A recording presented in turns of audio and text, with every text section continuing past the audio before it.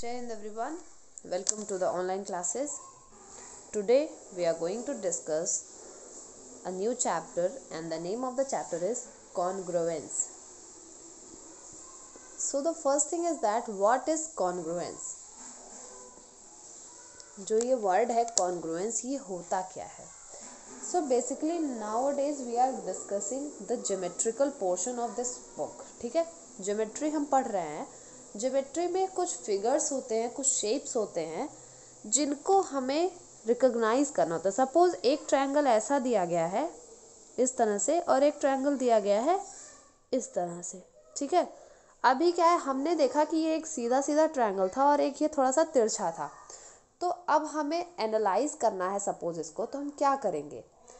तो कॉन्ग्रुएंस की जो कंडीशन यहीं पे आती है कि ये दोनों ट्रायंगल दिखने में सिमिलर हैं, शेप, साइज, इसके साइड्स, इसके वर्टेक्स, ये सब दिखने में सेम है या डिफरेंट है या कैसे हैं, इसको हम कॉन्ग्रुएंसी कहते हैं. हम क्या करते हैं, ऑलमोस्ट सिमिलर जो भी फिगर्स होते हैं वो एक दूसरे के कॉन्ग्रुएंट होते हैं, मतलब वो सिमिलर है. जहाँ पे सिमिलैरिटी हमें क्लियर हो जाती है वो होते हैं कॉन्ग्रुएंट. ठीक है, congruent figure. The word congruent means same shape and size. जो वर्ड कॉन्ग्रुएंट है इसका मतलब होता है सेम शेप और सेम साइज. ठीक है, we can say that two plane figure are congruent. दो फिगर कॉन्ग्रुएंट तब हैं जब हर तरह से वो एक दूसरे के सिमिलर हो, एक दूसरे के कॉपी हो या एक दूसरे के जैसे हो. ठीक है, जो कॉन्ग्रुएंट होता है इसके लिए हम सिंबल यूज़ करते हैं इक्वल टू के ऊपर ऐसे. क्यों इसको करते हैं? क्योंकि यहाँ पे हमने सिमिलैरिटी शो की. इक्वल भी है मतलब ऑलमोस्ट सिमिलर है. दो चीज़ें थी, दोनों इक्वल और सिमिलर दोनों तरह से हैं. ठीक है, now congruence of line segment. First thing is that we are going to see the congruence of line segment. यहाँ पे देखेंगे एक लाइन है A से B और एक लाइन है CD. ये दोनों लाइन आपको सेम टू सेम दिख रही होंगी, सिर्फ इनका नाम चेंज है. तो ये क्या है, एक दूसरे के कॉन्ग्रुएंट है. Line AB is congruent to line CD. अगर ये साइन आपको कहीं भी दिख रहा है तो इसको कॉन्ग्रुएंट पढ़ा जाता है. ठीक है, now congruence of an angle. Angle कैसे कॉन्ग्रुएंट होता है देखेंगे. ये फिगर है ABC, ये PQR. आप देखेंगे कि एंगल ABC एंगल PQR के इक्वल है. ABC PQR के इक्वल है, यानी ये एंगल इस एंगल के इक्वल है, तो इसका मतलब ये दोनों कॉन्ग्रुएंट भी होंगे. ठीक है, अगर ये दोनों एंगल्स इक्वल हैं, suppose this is 60 degree and this is also 60 degree, तो these two angles are congruent also.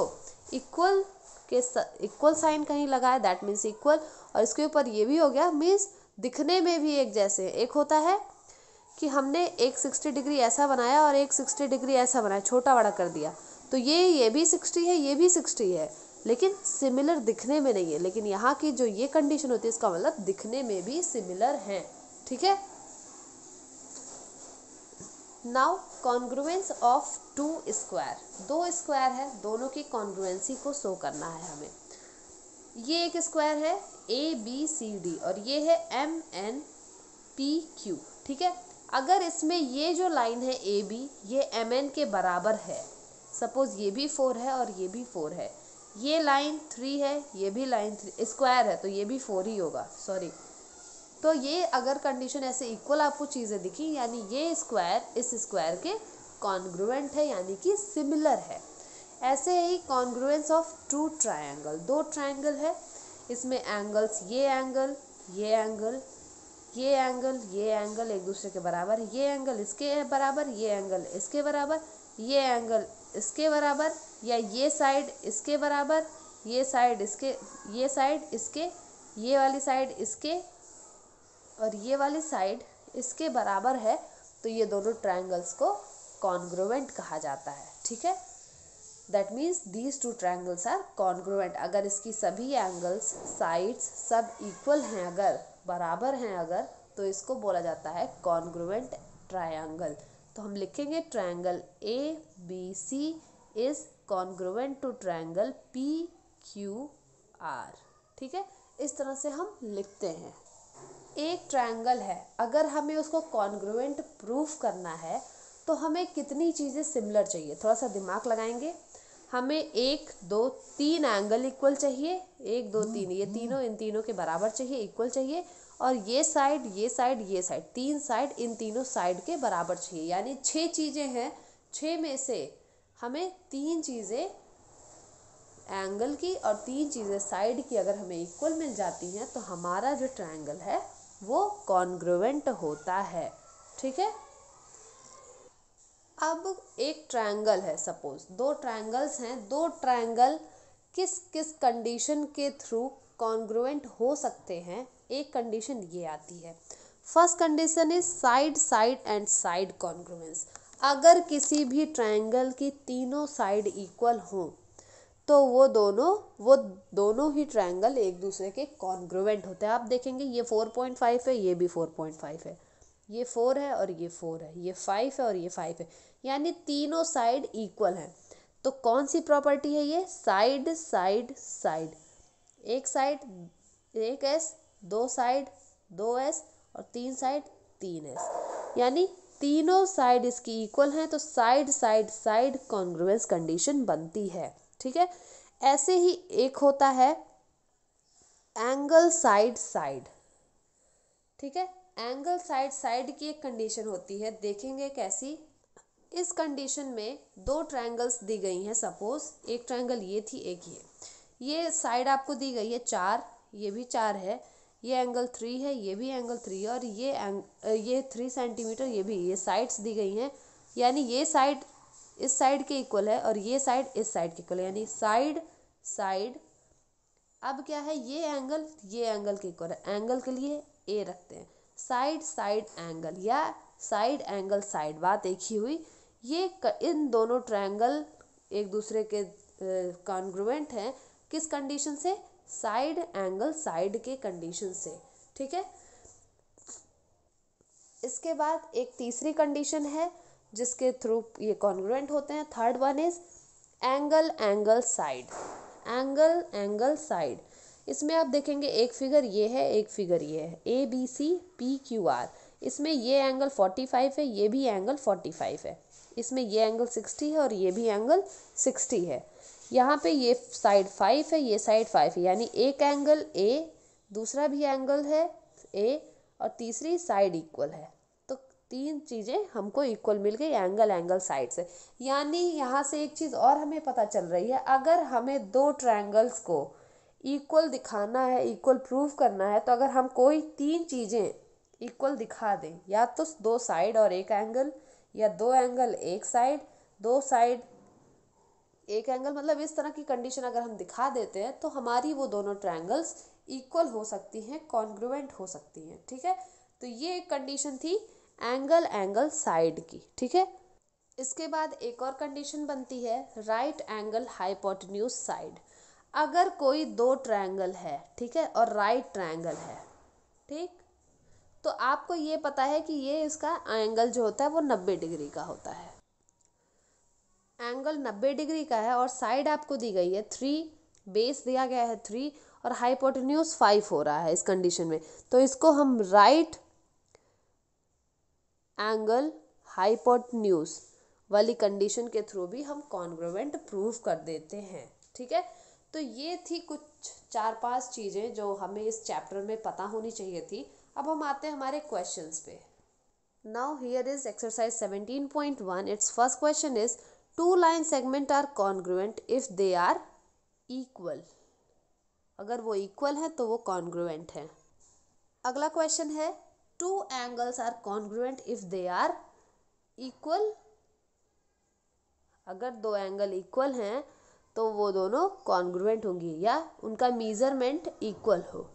ठीक है, ऐसे ही थर्ड है an isosceles triangle the angle opposite to equal side are equal.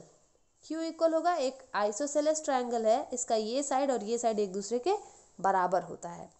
Fourth one is 2 side are congruent if they are they have equal length. एक square है, square दो square है suppose, दोनों कॉन्ग्रुएंट कब होंगे? जब उनकी साइड्स इक्वल होंगी। All squares are congruent, sorry all square are not congruent. क्यों? क्योंकि ये एक स्क्वायर है जिसका 4 सेंटीमीटर साइड है, वहीं पे ये एक स्क्वायर है जिसका 6 सेंटीमीटर साइड है, तो दोनों कॉन्ग्रुएंट नहीं हो सकते हैं। Now second question is choose true और false statement. This is your assignment work, you will do by yourself. Okay, now question number 3. In the given figure, angle AOC is equals to DOB. AOC is equals to DOB, यानी ये वाली angle इस angle के बराबर दी गई है। Then prove that angle AOD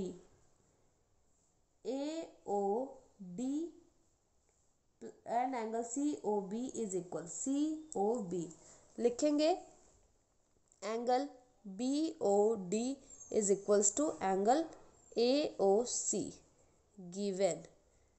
ठीक है, फिर क्या करेंगे? Angle BOD plus DOC, angle DOC is equals to, अगर इस वाली एंगल में इस वाली एंगल को ऐड कर देंगे तो ये पूरा एंगल बन जाएगा is equals to angle BOC। ठीक है, फिर ऐसे ही हमने क्या किया? एंगल AOC में फिर से इसको ऐड किया, AOC is equals to DOC, sorry plus DOC, तो हमें मिला DOA, एंगल DOA मिल गया। ये दोनों, ये और ये एक दूसरे के बराबर थे पहले से, क्योंकि ये गिवन है। ये दोनों को हमने कॉमन जोड़ा है, तो अगर हम इन दोनों को इक्वल शो कर रहे हैं, BOD plus angle DOC is equals to angle AOC plus angle DOC, इसकी वैल्यू है BOC is equals to angle DOA and they are congruent also, and this will be proved. ठीक, now ऐसे ही question number 4 है। 4 को आप करेंगे, if angle AOC is equal to angle POR dash, AOC is equals to POR, ठीक है, POR, हाँ। फिर उसके बाद कह रहा है, यानी ये वाली एंगल जो है इस एंगल के बराबर है। Angle BOC is equal to angle QOR, BOC यानी ये वाली एंगल इस एंगल के बराबर है। Then prove that AOB is equals to POR। Same question है, जो यहाँ पे हमने ऐड किया है ना, यहाँ पे आप माइनस कर दोगे, यहाँ पे आप लिख दोगे कि इस पूरे में से इस इतने को माइनस करके हमको ये मिल रहा है। देखेंगे फिर से, ये दोनों फिगर दिए गए थे, कह रहा था AOC POR के बराबर है। AOC यानी कि ये वाला, ये पूरा एंगल POR के बराबर है, इस पूरे के बराबर है, ये पूरा इस पूरे के बराबर है। ठीक है, आगे कह रहा है कि ये वाली एंगल इस वाली एंगल के बराबर है। देखो BOC is equal to QOR, BOC QOR के बराबर है, यानी ये एंगल इसके बराबर है। फिर कह रहा है कि इसको इसके बराबर प्रूफ कर दो, कॉन्ग्रुएंट प्रूफ कर दो। तो क्या करेंगे? लिखेंगे ये इसके बराबर है गिवन है, और ये इसके बराबर है गिवन है। तो हमने बड़े वाले में से इस छोटे वाले को घटाओगे ये मिलेगा, और इस बड़े वाले में से इस छोटे वाले को घटाओगे तो ये मिलेगा। ठीक है, तो इस तरह से आप कर सकते हैं। Now here you can see the solution of this question 4. You can solve in this way. I have already explained.